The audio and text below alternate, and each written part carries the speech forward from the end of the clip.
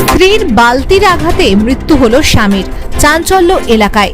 এবার স্ত্রীর বালতির আঘাতে মৃত্যু হলো স্বামীর। ঘটনাটি ঘটেছে নদিয়ার কোতোয়ালি থানার অন্তর্গত রুইপুকুর গ্রাম পঞ্চায়েতের রোড স্টেশন এলাকায়। বৃহস্পতিবার আনুমানিক রাত 12টা নাগাদ নিজের বাড়িতেই স্বামী স্ত্রীর মধ্যে বচসা বাঁধলে হঠাৎই স্ত্রী একটি বালতি এনে স্বামীর মাথায় আঘাত করেন বলে অভিযোগ। রক্তাক্ত অবস্থায় স্বামী যখন লুটিয়ে পড়েন তখন ভয় পেয়ে স্ত্রী বিজলি বিশ্বাস বাড়িতে তালা দিয়ে থানায় গিয়ে সমস্ত কিছু স্বীকার করেন এবং আত্মসমর্পণ করেন।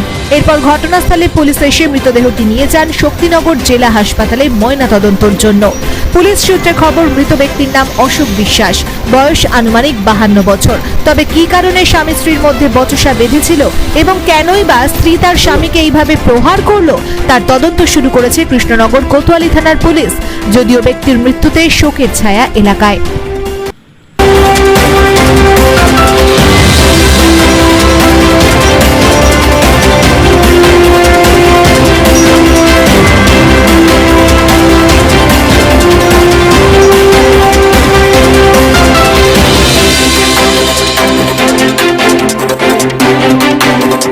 কি হয়েছে? আমি কিছু জানি না, মানে ঘর স্ট্যান্ড ফ্যান চলে কিছু শোনা যায় না, আর এতে ঘর অল টাইম লক করাই থাকে, তো কিছু দেখাও যায় না ভেতরে। এই বাড়ি ঘর কেমন আমি তাই জানি না, আজকে দেখলাম, কিছু জানি না। আপনারা জানতে পারলেন কখন? আমরা যখন পুলিশ এসে ডাকলো আমাদেরকে তখনই বেরিয়েছি। কি দেখে? আমি বেরাইনি, আমার হাজব্যান্ড বেরিয়েছিল। এদিকে বাড়িতে চেঁচামেচি হতো না তো?